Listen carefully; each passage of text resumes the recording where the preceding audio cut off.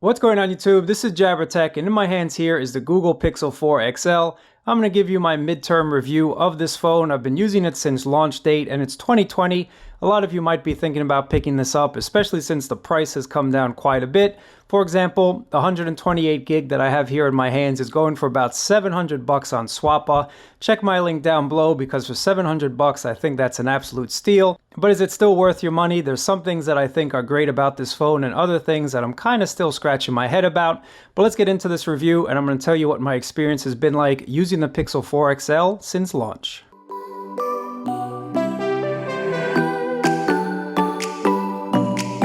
The main specifications of this phone are as followed. If you really want to get into every single detail, check my link down below. But on the back, we have two cameras here. So we have a 16 and a 12 megapixel camera. It's a regular and a telephoto. Unfortunately, Google decided not to put in a wide angle lens, which is a topic for another day, but I think that's a huge omission on their part.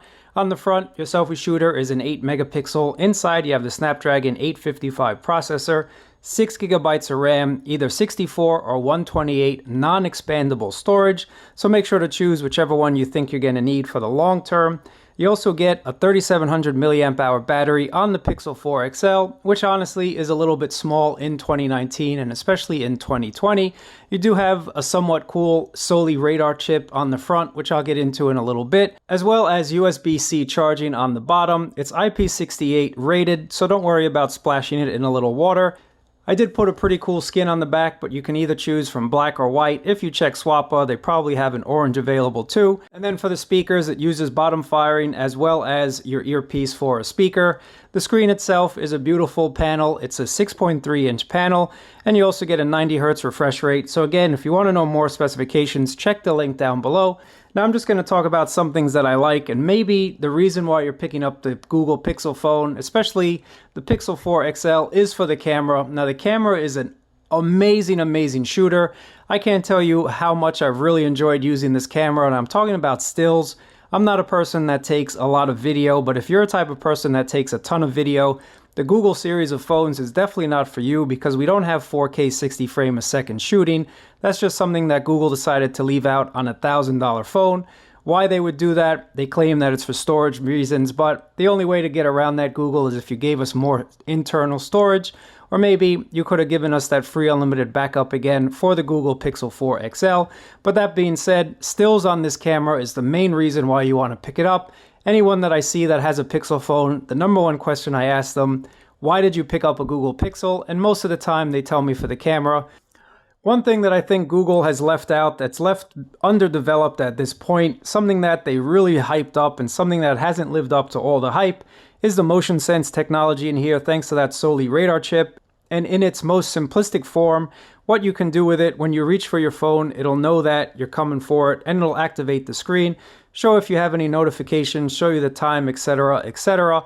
If you have a phone call coming in and you reach for it, it'll kind of not silence the ringtone, but it'll lower the ring because it knows you're going to pick it up and it doesn't want to disturb you. And of course, when you do pick up the phone, it'll go ahead and activate it and automatically look for your face, which is super fast.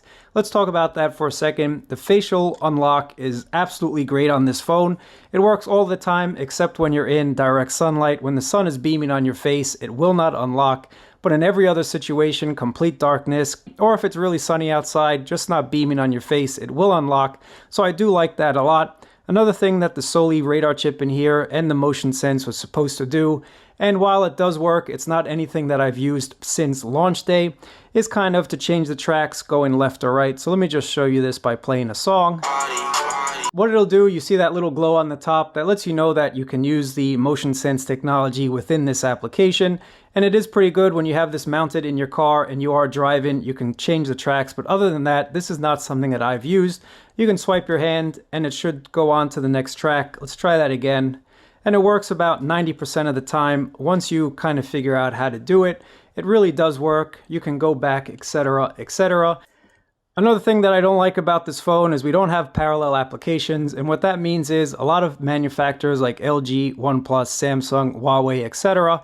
will let you run two accounts within the same application. It'll just create a duplicate WhatsApp, just create a duplicate Facebook Messenger. So this way you can have two accounts on the same phone. This is something that's been in LG and Samsung phones for multiple years. And Google, I really know that you're trying to give us a stock experience, but it's also about the little things that make us happy. And running multiple accounts on the same phone is something that makes me happy. So I kind of wish they'd put parallel application support in the Google Pixel 4 XL. Again, it's something that's been in other phones for years, and it's just something that makes me want to go back to other phones just because I feel like I'm kind of in the Stone Ages with certain things. Another thing that I don't like about this phone is that it's fast, but it's not super fast considering it's a stock phone. After using the OnePlus 7T McLaurin Edition, which is a lightning fast phone, it kind of made me think that my Google Pixel 4 XL just was not as fast, and really, I think it should be a lot faster with that 6 gigabytes of RAM and the no frills approach on this phone, but it's a fast phone, not as fast, and it's not as customizable as, say, the OnePlus. While you can change up the icons a little bit and change up a couple of the colors, you can go into the dev settings and change things, but most of us will never do that. So I'd like to see Google add support maybe for different icon packs within their own launcher and just kind of give us a more customizable experience. Another thing that I don't like is the lack of wide angle on this phone. Again, a $1,000 phone in 2019 should have had a wide angle, and in 2020, if you're paying $1,000, you should have a wide angle as well. So I don't recommend this phone for $1,000 anymore. I think it was overpriced, and that's why Google really has not given us any sales figures on this phone. I'm a nerd, I'm a geek, I like this phone. I think the camera is absolutely stellar. And everybody that I see that has a Pixel device, the number one question I always ask them, why'd you pick up the Google Pixel? And they always tell me for the camera. The camera is something that is an awesome experience on this phone. Trust me when I tell you guys, you cannot get a bad photo from the Google Pixel 4 XL. While it is a no frills type of camera, you don't have Pro mode, you don't have 4K at 60 frame video recording. I don't take a lot of video, so I don't really mind about that, but I do mind about it because it is a $1,000 phone. It should have had it, and it's no excuse not to put 4K 60 on a phone, on a flagship device. But iPhone and Samsung, especially the upcoming S20, is really going to give Google a run for their money. So they should step it up. They should really give us a better camera application. You also get some fun little features in here like time-lapse, slow motion, and playground, where you can add fun little characters if you want to your video or photo. So just like this, I put Iron Man in Lisbon when I went to Portugal, and I sent it to my friend's kid, and he thought it was absolutely great. He really thought that Iron Man was there with me, so to put a smile on someone's face is definitely worth it. But have I used the playground since then? That is a definite no. So the camera is a great experience on the Pixel 4 XL, and if all you care about is taking great shots, that's a reason number one to pick up the Google Pixel 4 XL. Battery life on the Pixel 4 XL has been okay. It's always gotten me through the entire day, as you can see. My full charge is usually about a day and 6 hours. So really, thanks to their battery saver algorithm, whatever they have, is really doing a great job basing it on my routine. It knows that I get home about 11, and that's when I charge my phone, so it makes sure that I have enough battery to get me through the day. Whether that means turning off location services, turning off certain features here and there, it always will make it through the entire day. Again, there are some phones pushing it to 2 days, but this is not a 2-day phone. It's an okay battery, but it's not the greatest battery.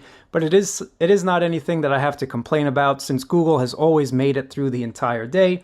Updates on the phone is great. You get updates right away, very fast, and Google does address some issues when they arise on the phone. They aren't the quickest at bug fixes, so just know if you buy the Google Pixel 4 XL and you have a specific bug, it might take a while for them to fix it. Another thing that I like about the Pixel 4 XL is the now playing kind of history.